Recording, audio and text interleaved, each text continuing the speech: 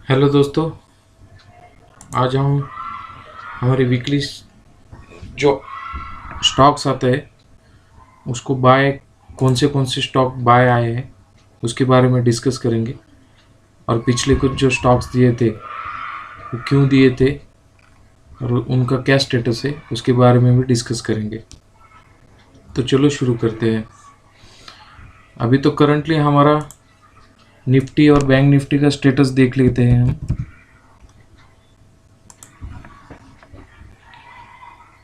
Nifty daily chart के हिसाब से जो अपना रेजिस्टेंस था 15,000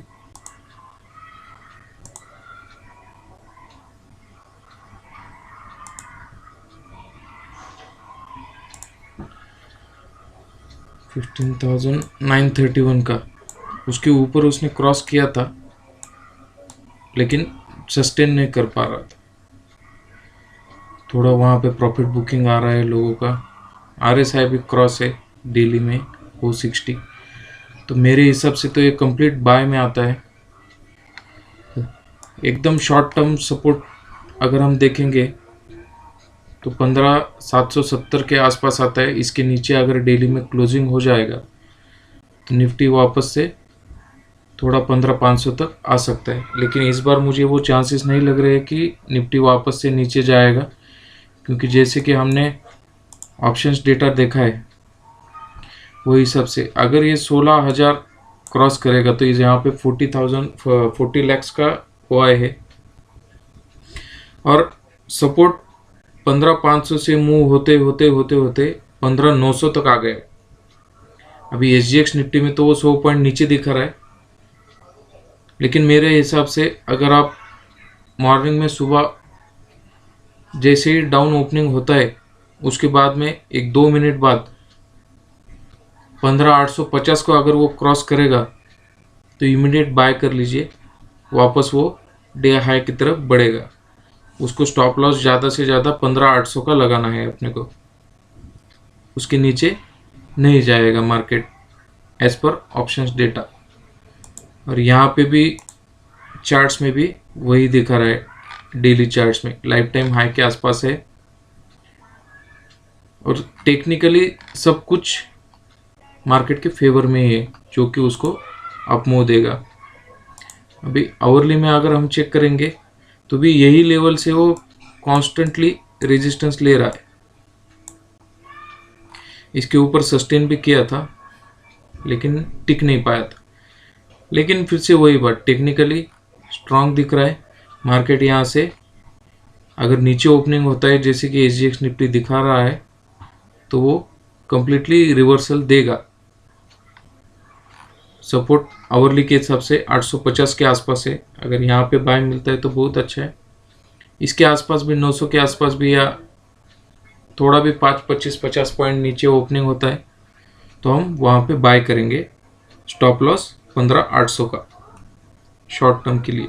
और थोड़ा मीडियम टर्म के लिए अगर देखेंगे, मीडियम यानी 1 महीना, अभी जुलाई का एक्सपायरी का अगर हम देखेंगे डेली के हिसाब से तो अपने को चार्ट में 15,800 का 750 मतलब 770 के आसपास उसको मूविंग एवरेज आता है, 20 डे मूविंग एवरेज। तो उसके नीचे अगर क्लोज हो जाएगा तो हम पोजीशन एग्जिट करेंगे डेली क्लोजिंग बेसिस पे। अदरवाइज हम उसको कैरी करेंगे। तो ये हो गया निफ्टी का। अभी हो गया बैंक निफ्टी।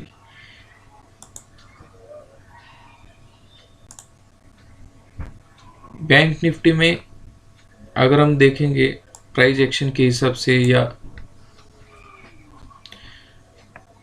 उसका रेजिस्टेंस कहाँ पे आता है वो हिसाब से, तो हम ये टॉप से जो कि 37,700 का था वहाँ से ट्रेंड लाइन लगाएंगे।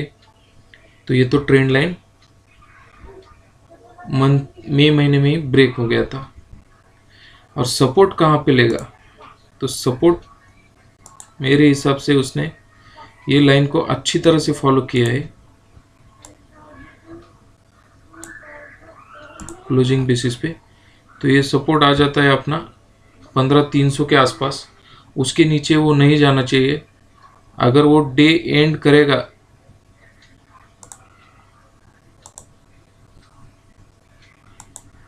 ये लाइन के ऊपर क्लोजिंग, तो सीधा उसके लिए टारगेट फिर 36,500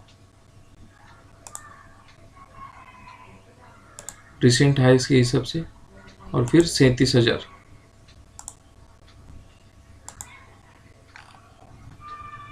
ये तो मेरे एकदम शॉर्ट टर्म के टारगेट है, जो कि मुझे लगते हैं कि ये ट्रेंड लाइन अगर मार्केट ब्रेक नहीं करेगा तो वो इजीली अचीव हो जाएंगे ये जुलाई महीने के एक्सपायरी से पहले, ये एक्सपायरी के दिन। लेकिन ये जुलाई महीने में मेरा टारगेट है कि बैंक निफ्टी 37,000 आराम से क्रॉस करेगा और निफ्टी 16,000 क्रॉस करेगा, क्योंकि लोगों ने या शॉर्ट ट्रेडर्स ने उसको दबाने की बहुत कोशिश की है, फिर भी मार्केट बार बार इसी लेवल से रिबाउंड हो रहा है और एक अपर चैनल के जैसा बना रहा है। वो भी मैं दिखाता हूँ आपको।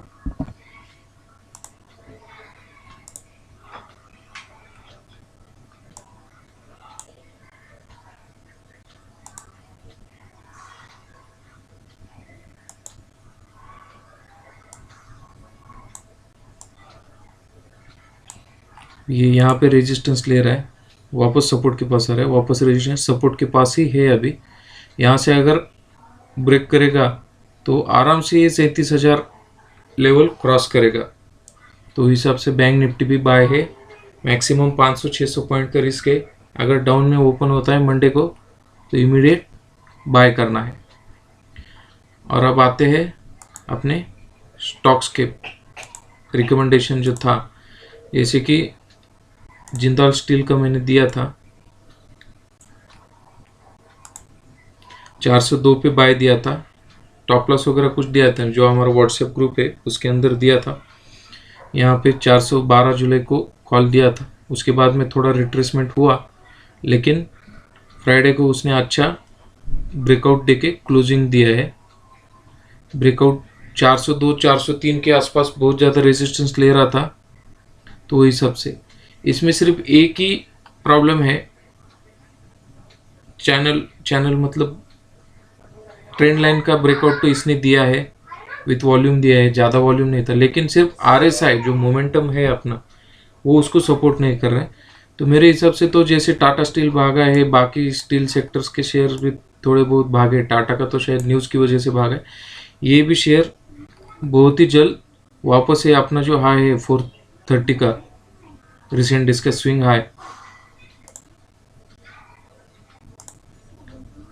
हाई के आसपास 430 के पास आसपास जाएगा। अगर ये लेवल इसने क्रॉस कर दिया तो इसको 450 है और उसके बाद में डायरेक्टली ये वापस से भागना शुरू कर देगा। तो इसका इंटरेस्टिंग क्या है कि जब भी मार्केट 2012 में 6-7 हज़ार के आसपास था, तभी ये शेयर का हाई था 700-800 रुपये के आसपास, और अभी मार्केट 15,000 है। तो इतना 10 सालों का अंडर परफॉर्मेंस दिया है स्टॉक ने। अगर ये स्टॉक भागना शुरू कर देगा तो 800 रुपये तक के टारगेट आपको मिल सकते हैं। सिर्फ आपको फॉलो करना है 20 EMA।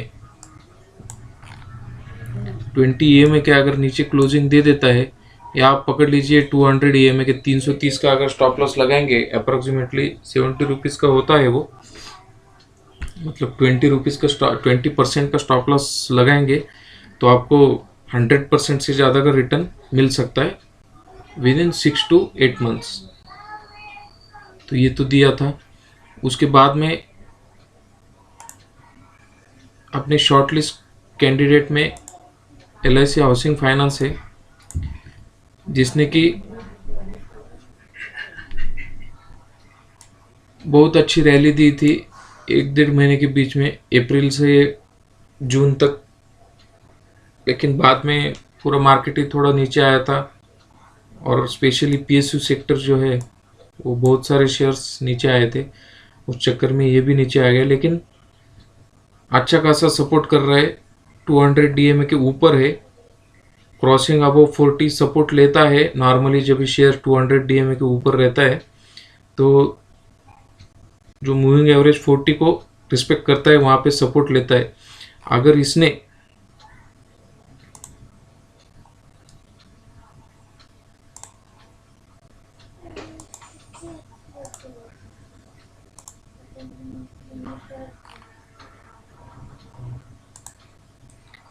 ये जो चैनल है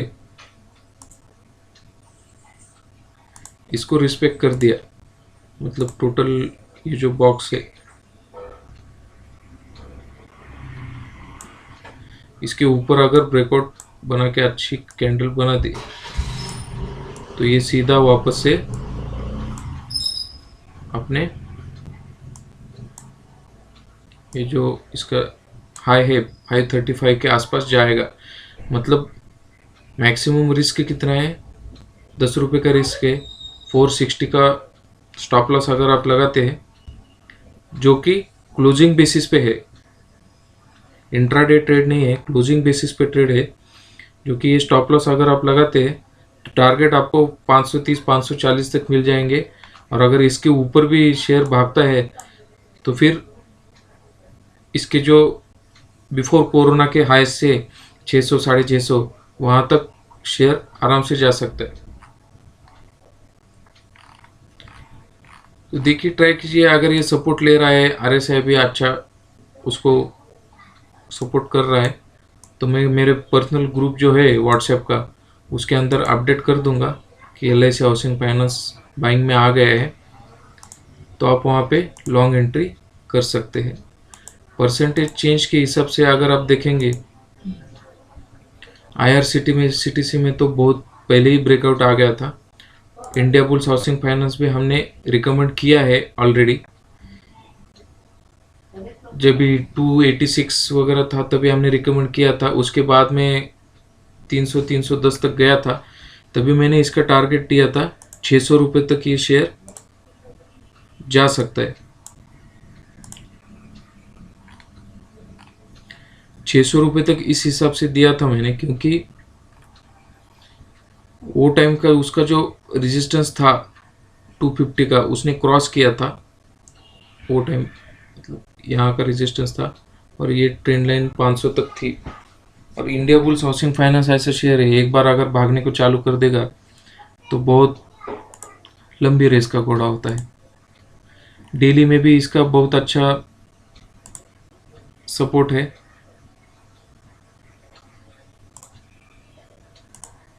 अगर हम देखेंगे 250 के आसपास इसका अच्छा सपोर्ट है डेली में, वीकली में भी वही था अप्रोक्सीमेट। लेकिन अभी इसमें खास बात क्या है कि इसका RSI 60 के आसपास ही है, मतलब ट्रेंड बुलिश में ही आता है और तीनों मूविंग एवरेज सपोर्ट कर रहे हैं। इसका एकदम शॉर्ट टर्म ट्रेंड अगर हम पकड़ेंगे कि जिसको एक आध महीने के लिए या 8-15 दिन के लिए ट्रेड चाहिए, तो शॉर्ट टर्म ट्रेंड अगर हम पकड़ेंगे तो इसका सपोर्ट आ जाएगा हमारा 857। ये day by day trend line तो रहता है, डे बाय डे बढ़ता है उसका सपोर्ट। ये ट्रेंड लाइन को अच्छा सपोर्ट कर रहा है। अगर ये सपोर्ट कंटिन्यू रखेगा तो इंस्टेंट हमें 310 पर 315 के टारगेट तो मिलेंगे ही मिलेंगे। उसके ऊपर अगर भागेगा तो इसको 600 रुपये तक जाने से कोई नहीं रोक सकता। मिनिमम 400 450 एक आध महीने में ही टारगेट अचीव हो जाएगा। दूसरा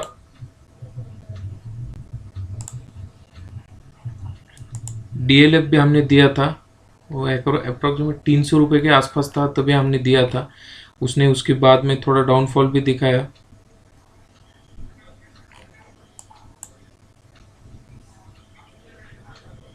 कितने तक आया था, अप्रोक्सीमेट 280 तक आया था। उसके बाद में वापस 330 तक गए। ये इसका लाइफ टाइम नहीं बोल सकते, लेकिन रिसेंट हाई तो है।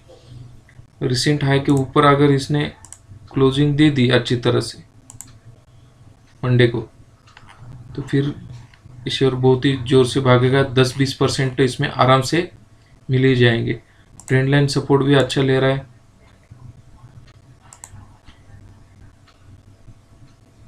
बीच में इसमें ब्रेक कर दिया था ट्रेंड लाइन, लेकिन वापस इसके ऊपर रिज्यूम करके ट्रेंड फॉलो कर रहा है।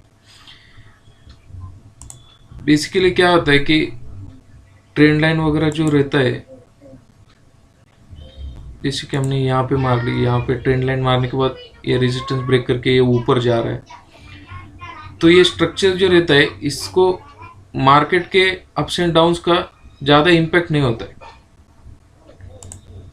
ये शेयर बढ़ते ही है क्योंकि इसमें ब्रेकआउट आया हुआ रहता है। ये ट्रेंड लाइन, इसको देखिए यहाँ पे उसने ये कर दिया, और विथ वॉल्यूम के साथ ये कैंडल ने जो ब्रेकडाउन दिया था विथ वॉल्यूम के साथ इसने ब्रेकआउट कर दिया, इसके हाई के ऊपर भी क्लोजिंग दे दिया है।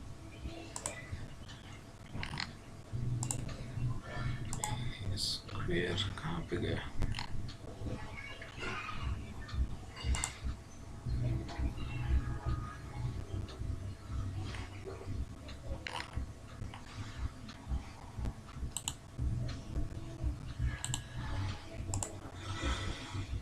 देखिए अभी ये पैटर्न कैसे रहता है, जैसे वेव्स में हम अगर बात करते, ये यहाँ से गया, यहाँ से गया, नीचे आया, वापस से ये बनाएगा, थोड़ा सा नीचे आएगा, तभी अगर ये ट्रेंड लाइन को हमारे अगर ये सपोर्ट कर रहा है, अभी ये लो को अगर हम मैच करेंगे रिसेंट लो, तो उसका ट्रेंड लाइन के हिसाब से वापस 300 तक आना चाहिए, लेकिन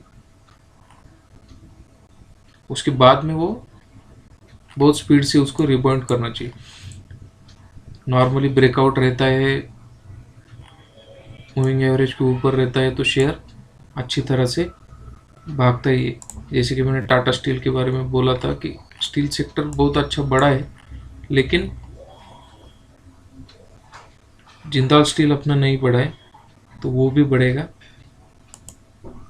इसमें एनएमडीसी का अगर देखेंगे 200 के ऊपर है, 20 के भी ऊपर आ गए, वॉल्यूम ने भी अच्छा खासा सपोर्ट किया है इसको। इसमें सिर्फ प्रॉब्लम एक है, ये जो इसका ट्रेंड लाइन है उसके एग्जैक्ट पास में है, तो कभी भी इसमें वापस से ब्रेकडाउन आ सकता है। तो इसलिए हम अभी एनएमडीसी को रिकमेंड नहीं कर रहे। अगर कैंडल इसके ऊपर जाके क्लोज करेगी, वॉल्यूम भी इधर अच्छा खासा आएगा, बड़ा वाला ये लेवल से या ये लेवल से बड़ा वाला अगर वॉल्यूम आ जाएगा तो बहुत ही अच्छा सपोर्ट करेगा। ये आरएसआई भी अपना अबो 60 चाहिए, तो इसके अंदर बहुत अच्छा बाय आ जाएगा। वापस से ये जो इसका हाई था 213 का, वो ब्रेक करेगा, तो इसमें भी 10-15% का आराम से मूव बन जाएगा।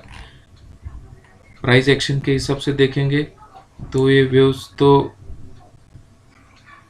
अपसाइड के बन रहे थे, लेकिन नॉर्मल अभी कुछ न्यूज़ की वजह से थोड़े डाउन साइड के बन रहे, तो ब्रेकआउट आएगा तभी हमको बाय करना है।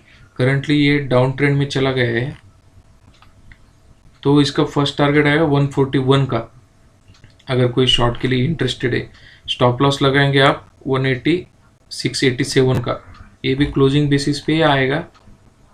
अगर ये यहाँ से रिवर्सल दिखाता है तो हमको शॉर्ट करना है, नहीं तो ये भी बाय में ही है।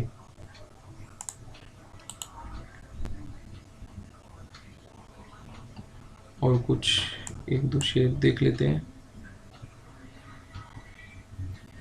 बहुत सारे लोग फंसे हुए। रिलायंस का ही देख लेते हैं।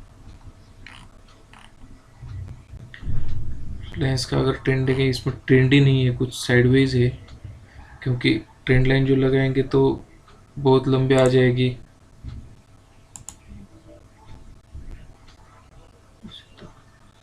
ये पकड़ेंगे तो मतलब यहाँ तक जा सकता है 2160 तक, लेकिन वहाँ से भी रिवर्सल के चांसेस ज़्यादा है। अगर ये रिसेंट हाई जो है इसका, इसको ब्रेक करेगा, जैसे कि ऊपर से नीचे आया, यहाँ से वापस नीचे आया, यहाँ से अगर ये ऐसा करेगा और वापस अगर ब्रेकआउट दिखाएगा, मतलब 2160 के ऊपर ऑन अ क्लोजिंग बेसिस, तो वापस इसका टारगेट 2300 तक आएगा और बाद में 2500 वगैरह भी आ सकते हैं। रिलायंस इतना जल्दी 10% का मूव नहीं देगा, उसको अगर मूव देना है तो निफ्टी को भी अपने लेवल्स 16,000 के जो लेवल्स है वो क्रॉस करने पड़ेंगे।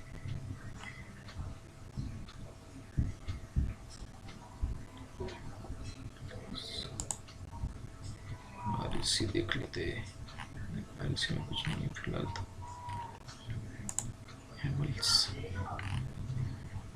हैवल्स टॉप गेनर्स में तो है, लेकिन सभी टेक्निकल्स के हिसाब से ये पॉजिटिव है, बाय में आया है।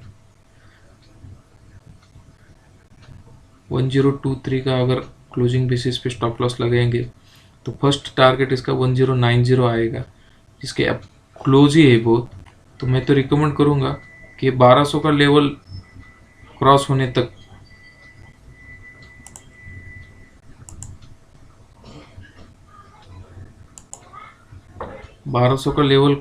तक आप इसमें कुछ ना ही करें तो ज़्यादा अच्छा रहेगा।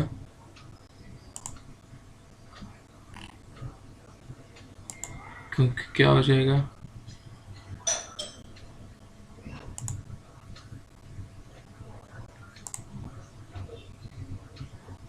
जब तक इसका ये रेक्टेंगल का ब्रेकआउट नहीं होगा अप साइड और डाउन साइड, इसमें मोमेंटम नहीं आएगा। ये यही रेंज के अंदर खेलेगा आराम से, और वो टाइम पे फिर क्या इशू, देखो यहाँ पे सपोर्ट लेता है, वापस रेजिस्टेंस, सपोर्ट, वापस रेजिस्टेंस, वापस सपोर्ट। ये टाइम पे अगर ये ब्रेकआउट हो गया तो इसका टारगेट 1230 वगैरह आएगा पहला टारगेट। उसके ऊपर डेली का देख रहे हैं हम, इसकी वजह से मैं 10% के 5% के टारगेट दे रहा हूँ। स्टॉप लॉस जो आएंगे, स्टॉप लॉस 200 EMA के आएंगे, तो मतलब 200 EMA के अगर नीचे जाएगा तो कौन सा भी कंडीशन में सेल करना है। वापस अगर 200 EMA के ऊपर आता है तो हम लोग उसको फिर से बाय कर सकते हैं, कुछ इशू नहीं है। तो चलिए आज का ये सेशन यही ख़त्म करते हैं और मिलेंगे नेक्स्ट ब्रेकआउट शेयर्स जब भी हमको मिलेंगे उस दिन हम वापस डिस्कस करेंगे। Thank you very much.